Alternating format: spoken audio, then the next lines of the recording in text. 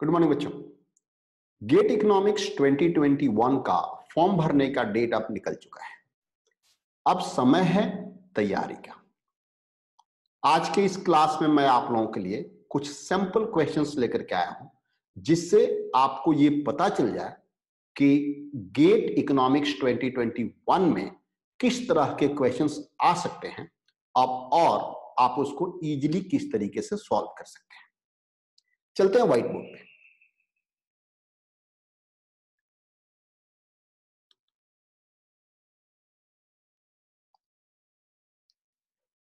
ये क्वेश्चन बड़ा ही फेमस होता है आपके मार्केट स्ट्रक्चर से कि under given circumstances long run में नंबर ऑफ फॉर्म्स बढ़ेंगे या घटेंगे। उसको मैं एक एग्जांपल लेता हूं। लेट्स से क्वांटिटी डिमांडेड से क्वेश्चन है ये कि quantity demanded is equals to 20 minus 0.5p। ठीक है, quantity supplied is equals to 5 plus 0.5p। Cost function यानी टोटल कॉस्ट जो है आपके पास यहां पे 5 प्लस 2q का स्क्वायर। आप ये अब आपसे पूछ सकता है कि अंडर दीज सर्कमस्टांसेस क्या नंबर ऑफ फॉर्म्स बढ़ेगा लॉन्ग रन में कि घटेगा। यानी क्वेश्चन होगा well number of forms increase और डिक्रीज। तो आप इसका आंसर किस तरीके से करेंगे? इसका आंसर आपको किस तरीके से करना है, आपको मैं इसी क्वेश्चन का आंसर आप बताने की कोशिश कर रहा हूं। देखिए, आपको तो पता है कि जब सुपर नॉर्मल प्रॉफिट होता है तो नंबर ऑफ फॉर्म्स इंक्रीज होते हैं, और जब लॉस होता है तो नंबर ऑफ फॉर्म्स डिक्रीज होता है। एंड जब नॉर्मल प्रॉफिट होता है तो नीदर इंक्रीज नॉर डिक्रीज। इसको मैं लिख देता हूं। सो आप सब जानते हैं,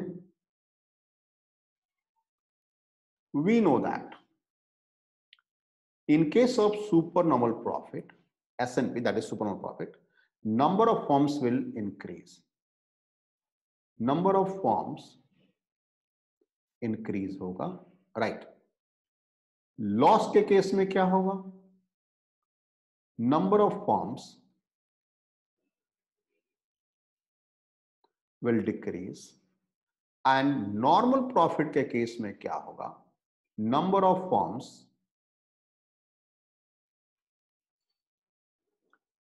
remain same.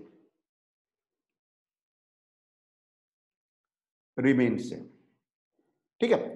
अब आपको सबसे पहले क्या ढूंढना पड़ेगा कि अंडर दिस सर्कमस्टांसेस क्या उस फॉर्म को सुपरनॉर्मल प्रॉफिट हो रहा है या लॉस हो रहा है। नहीं पता, तो आपको यहां से फाइंड आउट करना पड़ेगा। आपको ये पता है कि ये मार्केट डिमांड है और ये मार्केट सप्लाई है, तो सबसे पहले आप मार्केट डिमांड मार्केट सप्लाई से मार्केट प्राइस ढूंढिए। लिखते हैं, सो एट इक्विलिब्रियम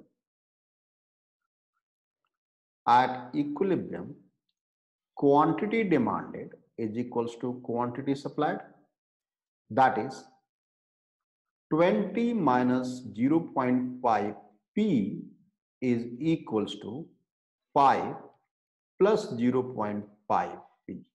ठीक है, अब आप इसको इक्वेट करेंगे तो 5 इस साइड जाएगा और 0.5 इस साइड आएगा, तो यहां पे क्या आ जाएगा 15 इज इक्वल्स टू p। ये आपको पता है, और आपको ये भी पता है कि परफेक्ट कंपटीशन में, हम चूंकि परफेक्ट कंपटीशन की बात कर रहे हैं, कि price is equals to AR is equals to MR होता है।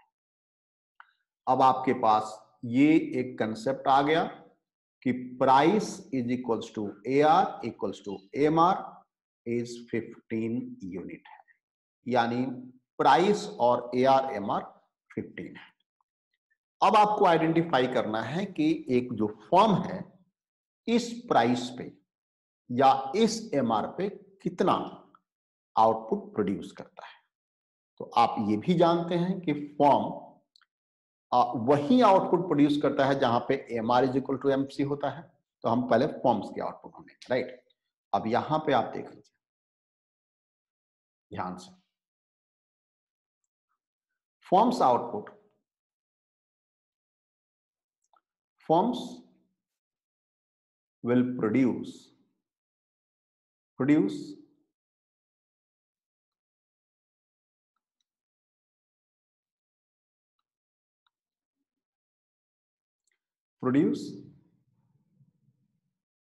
at the point where MR equals to MC। ये आप लोगों को पता है, ये कुछ नया चीज मैं नहीं बता रहा हूं। और MR MC क्या है? MR यहां पे MR तो आपके पास 15 है और MC कितना है? MC आप कैसे, TC को आप डिफरेंशिएट करेंगे तो आपका MC आ जाएगा। TC को आप डिफरेंशिएट करेंगे यानी DTC with respect to DQ is equals to MC, और इसको आप डिफरेंशिएट करेंगे तो यहां पे क्या आएगा, 4Q is equals to 4Q। Simple, यानी आपके पास MR 15 है और MC 4Q। अब इसको आप इक्वेट कर सकते हैं, अब इसको आप इक्वेट कर सकते हैं। कैसे इक्वेट करेंगे आप इसको, आप देख सकते हैं। पहले इसको हम रेट से कर देते हैं। ये थोड़ा सा ना ये हो गया, क्योंकि सेम हो जाएगा तो थोड़ा दिक्कत हो जाता है, आप लोगों को समझने में भी दिक्कत आता है। देखिए आप पहले इसको थोड़ा सा बाउंड्री हम बना देते हैं, राइट, ठीक है। तो आपका MR कितना है, MR आपका 15 है, MC कितना है 4Q, MC is equals to 4Q। तो Q इक्वल्स टू कितना हो जाएगा, Q कितना हो जाएगा, दैट इज 3.75। आप कैसे निकला ये, Q equals to 15/4 is equals to 3.75। Sorry, यहां क्लियर हो गया आप लोगों का। अब आप ये देखिए, अब आपने ये देख लिया कि एक फॉर्म 3.7 यूनिट प्रोड्यूस करता है, सॉरी 3.7 यूनिट प्रोड्यूस करता है। अब आपको ये देखना है कि इस आउटपुट के उस पे एवरेज कॉस्ट उसका कितना है, इस आउटपुट पे उसका एवरेज कॉस्ट कितना है। तभी तो आपको बताया कि यहां पे ये देखिए सुपर नॉर्मल प्रॉफिट क्या होता है, वो भी मैं थोड़ा पहले आपको यहां बताता हूं कि सुपर नॉर्मल प्रॉफिट का जो सिचुएशन होता है, मैं आपको यहां बताता हूं कि जो super normal profit means average revenue is greater than average cost. Normal profit means average revenue is equals to average cost. Loss means average revenue is less than average cost. अब आपको ये देखना है कि जब वो फर्म 3.7 यूनिट प्रोड्यूस कर रहा है तो उसका एवरेज कॉस्ट जो है 15 से बड़ा है या छोटा है, क्योंकि एवरेज रेवेन्यू आपका 15 है।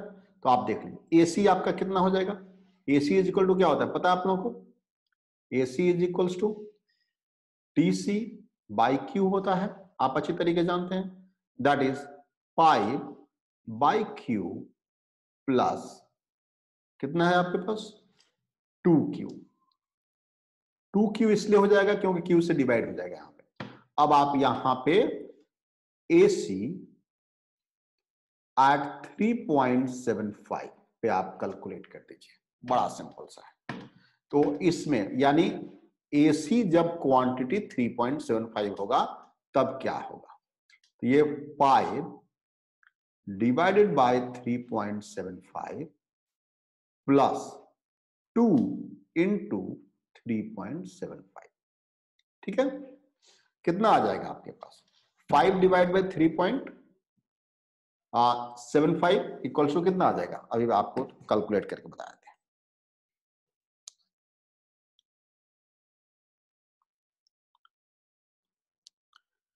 5 डिवाइड बाई 3.75 1.33, ये हो जाएगा आपके पास 1.33 और प्लस ये हो जाएगा कितना 7.5, तो ये टोटल कितना हो गया प्लस 7.5 gives you 8.83, 8.83। अब आप देख सकते हैं कि आपका एवरेज कॉस्ट जो है 8.33 है, जबकि एवरेज रेवेन्यू आपका 15 है। मैं इसको मिटा रहा हूं, फिर आपको समझाता हूं। देखिए, अभी आपने कैलकुलेट किया कि एवरेज रेवेन्यू जो है वो कितना है 15 है, जो कि प्राइस के बराबर है, और यही आपका मार्जिनल रेवेन्यू भी है। एवरेज कॉस्ट कितना कैलकुलेट किया आपने? एक फॉर्म का एवरेज कॉस्ट 3.75 पे, यानी जब वो 3.75 यूनिट प्रोड्यूस कर रहा है तो एवरेज कॉस्ट उसका हो गया 8.83, राइट। यानी आप कह सकते हैं कि average revenue is greater than the average cost, और इसका मतलब क्या है कि फर्म सुपरनॉर्मल प्रॉफिट कमा रहा है, और फर्म जब सुपरनॉर्मल प्रॉफिट कमाएगा तो इसको देख करके more firms will be attracted into the market. So due to supernormal profit,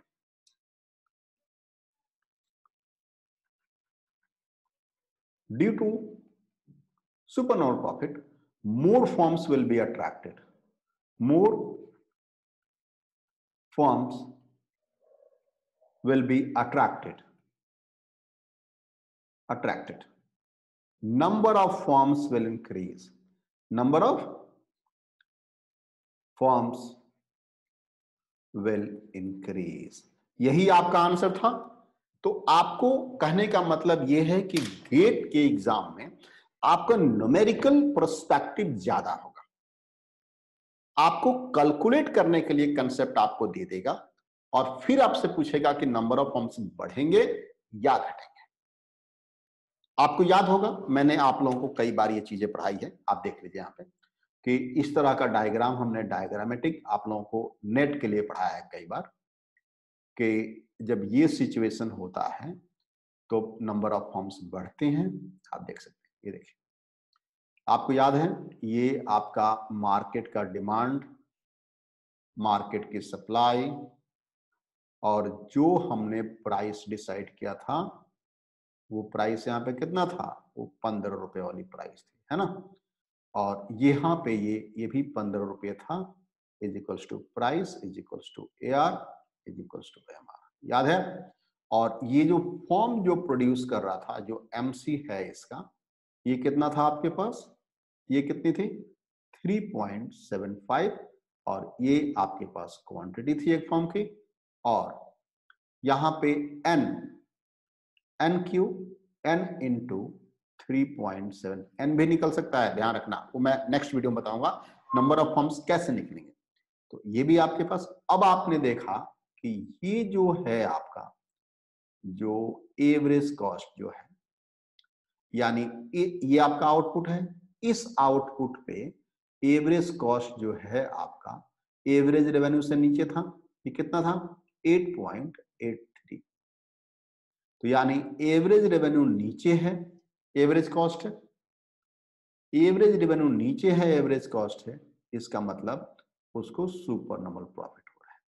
चूंकि फ्री एंट्री एंड एग्जिट है तो बहुत सारे फॉर्म्स लॉन्ग रन में आएंगे मार्केट में। जब आएंगे मार्केट में तो सप्लाई बढ़ेगा, इंडस्ट्री सप्लाई बढ़ेगा, और इंडस्ट्री सप्लाई बढ़ेगा, प्राइस घटेगा, और ये तब तक चलेगा जब तक कि ईच फॉर्म नॉर्मल प्रॉफिट नहीं कमा लेता है। ये आपको ध्यान रखना है। समझ में आया आप लोगों को? तो इस तरीके से आपको मतलब कंसेप्चुअल क्लैरिटी भी बहुत होनी चाहिए, और न्यूमेरिकल पर्सपेक्टिव तो आपके गेट इकोनॉमिक्स में तो बहुत ज्यादा जरूरी है। और मैं आपको लास्ट में बात कहना चाहूंगा कि यदि आपको लगता है कि आप अकेले इस कोर्स को हैंडल नहीं कर पा रहे हैं, मैं आप लोगों को ऑनलाइन कोचिंग दे रहा हूं गेट में श्योर सक्सेस के लिए। टाइम बहुत कम बचा है, अब आप लोग देर मत कीजिए, फटाफट स्क्रीन पे जो नंबर चल रहा है उस पे मुझे कॉल कीजिए। मैं आपको बताऊंगा कि किस तरीके से इसका प्रिपरेशन किया जाता है, और आप मैक्सिमम से मैक्सिमम किस तरीके से आप स्कोर कर पाएंगे। इस वीडियो में इतना ही। Thank you.